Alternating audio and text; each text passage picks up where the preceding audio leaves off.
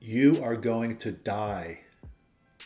Now, I'm not saying that to be weird or morbid or anything like that. It's simply a reminder.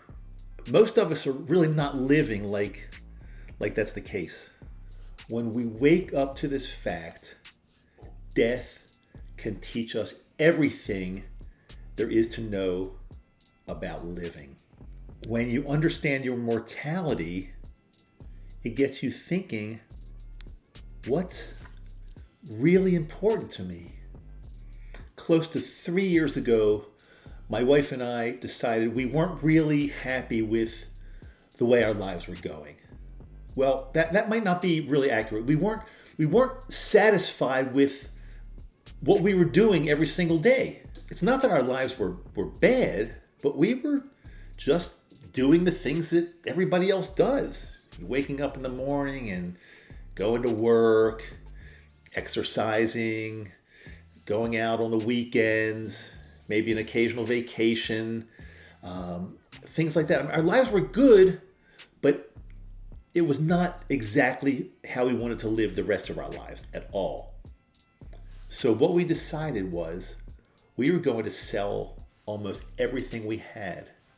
We were going to buy a little RV and set off and travel around the country for about 6 weeks and talk to people, experience, look to see what's going on. We were going to take it slow and get into as many conversations with people all over the place as we possibly could. Look around, enjoy the beauty, things we've never seen before. We wanted to see what life was really about. We started off in our hometown in Maryland and drove out west and stopped many places along the way. As I said, we really took our time and we got into conversations with people and we camped out and we just tried to soak up as much of the country as we possibly could. And when we got back, we looked at each other and we asked the same question. What do we want to do with our lives? What do we really want to do before we die? We came up with many answers, and a lot of people would say we formed or made something called a bucket list.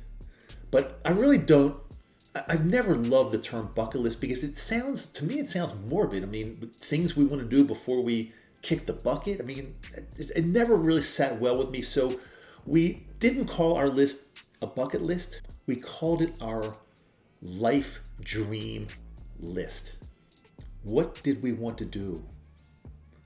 Well, we wanted to move to the mountains. We wanted to learn to ski better. We wanted to incorporate more yoga and meditation into our lives. We wanted to be able to give more, meet more people, help more people, feed the homeless, have kinder and better relationships, help animals.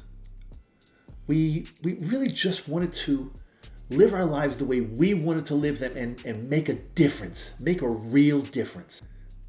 Buying that little RV and setting out on that 6-week trip across the country totally changed our lives.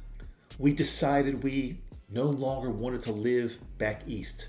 We no longer wanted to live in the same home we lived in for so long, doing the same thing every day and just getting older that way. We did not want to do that. Look, we all know that one day we're going to die, and that we should go after the things in life that we really want to do. So why don't we all do that? Why doesn't everybody do that?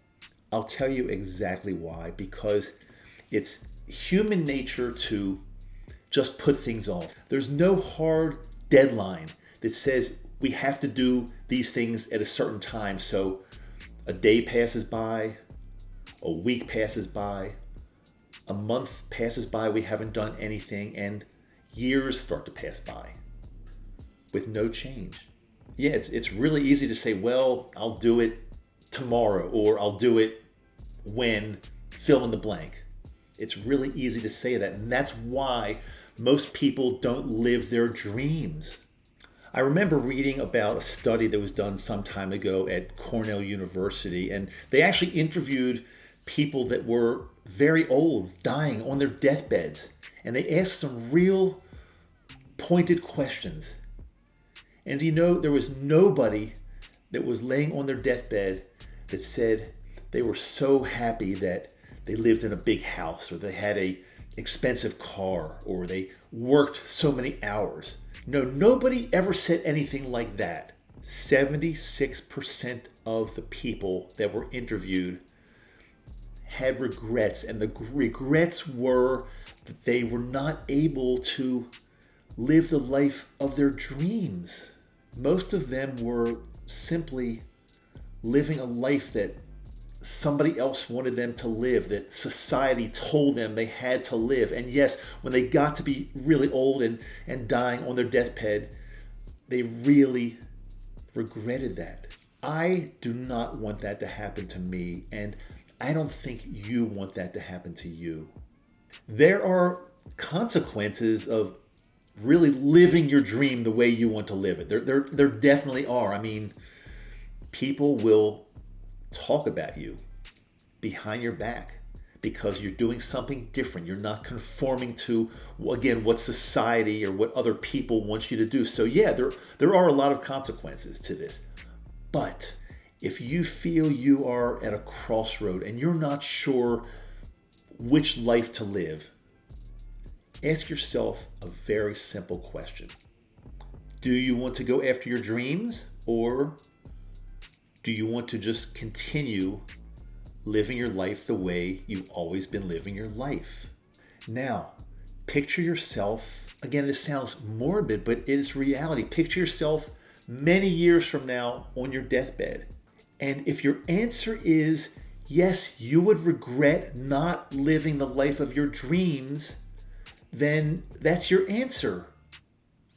You have to do it. How do you begin to live your dream starting right now? Write down your dreams. Do you know you're 42% more likely to actually live your dream life, to reach your goals, if you write them down and read them every day? So go ahead, think, dream, write down in a notebook your dreams. Take your time and write them all down. Then I want you to share your dreams with everybody you know. Of course, you're going to get some pushback. Some people will be jealous. Some people will say there's no way you can do it. But don't listen to the naysayers. I want you to know in your heart that you can do anything you want in your life. I want you to connect with the people that can help you get this done, that can help you realize your dreams. Connect with me. I'll help you any way I can. After that 6-week trip that we took last year, Yoko and I decided to move from Maryland to Utah. We recently did that. We're living in Utah now. It's the best decision we ever made in our lives. We love the mountains. We love the surroundings. We love the outdoors. We love the environment. It was not easy. We had to leave friends and family and other things behind. There's always a cost, but there's no way we couldn't do this. We had to do this, and it was perhaps the best decision we ever made in our lives. This year, we're going to embark on an even longer trip in our RV. We're going to take our time. We're going to travel all over the place. We're going to meet more people than we met last time. We're going to get into conversations. We're going to help people. We're going to do the things that we really want to do and the things we've always dreamed of doing. Because guess what? We can do anything we want to in our lives. We're doing this now. So guess what? It's your turn now. Take 30 minutes, take an hour, take days. Make your list. Write down your dreams. Once you compile your list, you have it formulated, share it.